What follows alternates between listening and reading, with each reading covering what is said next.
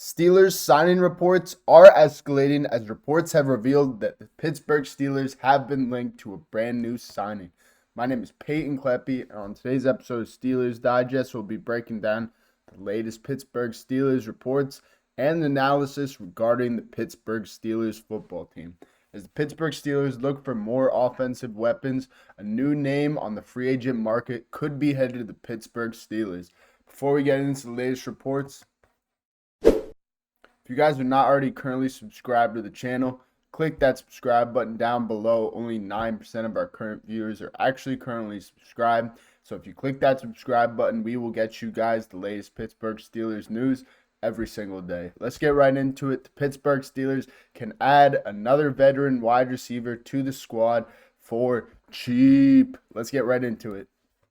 The Pittsburgh Steelers have been linked to Gabe Davis. This is a guy that did have a lot of success early on in his career with a quarterback like Josh Allen. And the Pittsburgh Steelers, I'm not saying Will Howard is Josh Allen, but they just picked up Will Howard coming out of Ohio State. This is a guy that is another big quarterback with a big arm that, bringing in Gabe Davis, you can kind of give him some of that familiarity with a guy that has been compared to Josh Allen. So anyways, Gabe Davis is a guy that, like I said, had a lot of success for a guy like Josh Allen. He's a big receiver. If you do remember a few years ago, I believe it was maybe Kenny Pickett's first start. But we did play the Buffalo Bills, and this guy, he had like 3 deep touchdowns on us right over Minka's head. It was pretty tough to watch, but I wouldn't mind adding him to the squad. Obviously, this dude did leave in free agency and did go to the Jaguars. He did play in Jacksonville last year with Trevor Lawrence and those guys, but obviously the Jaguars had a ton of just didn't do a ton of anything. They just probably one of the worst teams in the league, but obviously under Doug Peterson, they definitely struggled. Trevor Lawrence was in and out of the lineup. Mac Jones was in and out of the lineup. So Jacksonville still pretty much a dumpster fire. Don't really expect them to get much better. But obviously they did bring in Travis Hunter in the draft, a guy who is potentially going to play both sides of the football at that wide receiver position and at that cornerback position. And the Jaguars were set to be paying Gabe Davis a ton of money. So they did indeed decide to cut him. Their new coach, Brian Cohen or something like that. There's a funny video of him at a press conference with Gabe Davis, or not a press conference, like he's meeting the team and he's shaking everybody's hand, here and there. He doesn't even look Gabe Davis in the eye. Shakes his hand. Obviously, as we can see, Gabe Davis was released a few days ago, and this was due to a physical failure. So hopefully this guy's all right. Hopefully he's not dealing with any crazy, injuries or ailments. But, the Pittsburgh Steelers, in the past, they have brought in some veteran receivers from other teams, guys that are just supposed to help our locker room, help teach some of these young guys. And Gabe Davis, he's a guy that knows how to win. He's done it in Buffalo. He's been this close to getting to the Super Bowl with Buffalo, So he's definitely going to have a chip on his shoulder. And, he just got released by the team that took a huge chance on him in free agency. So why wouldn't this guy be motivated?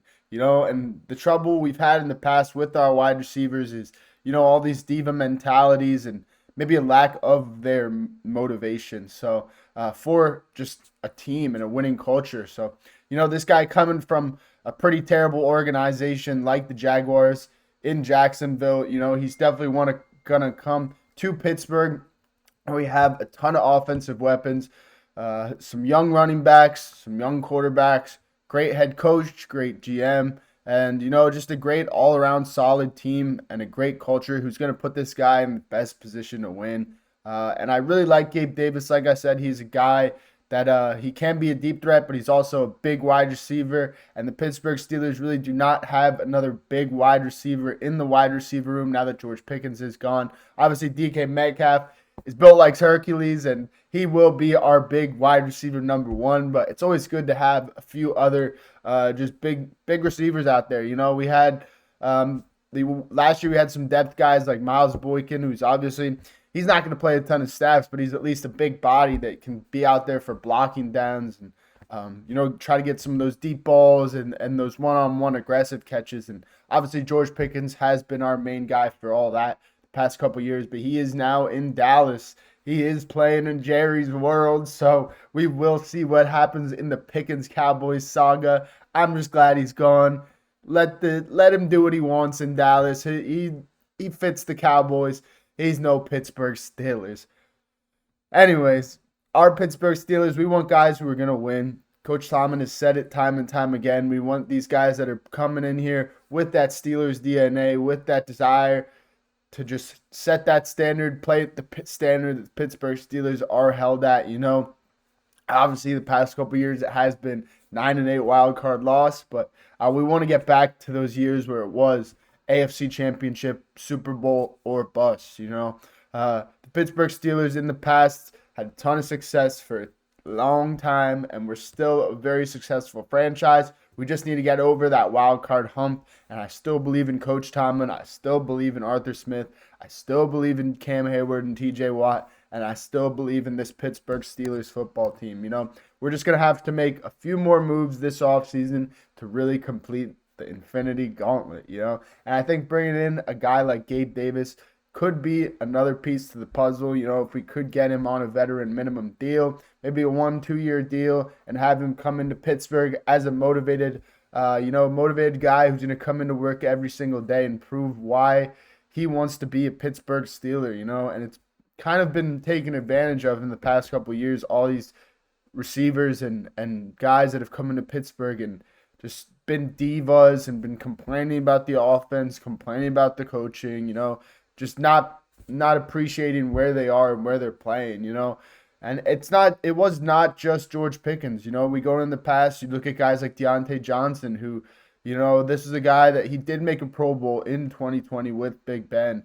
But then obviously Big Ben leaves, you're not going to have the same type of production. How do you react to it? Deontay Johnson didn't react well, so we shipped him out of here. Then, Najee Harris, I love the guy. But, after games here and there, he'd be pouting, he'd be crying to reporters like, dude, you're still getting millions of dollars. Can you just shut your mouth and play some good football? Yes, he did play a lot of great football for us. Yes, I do.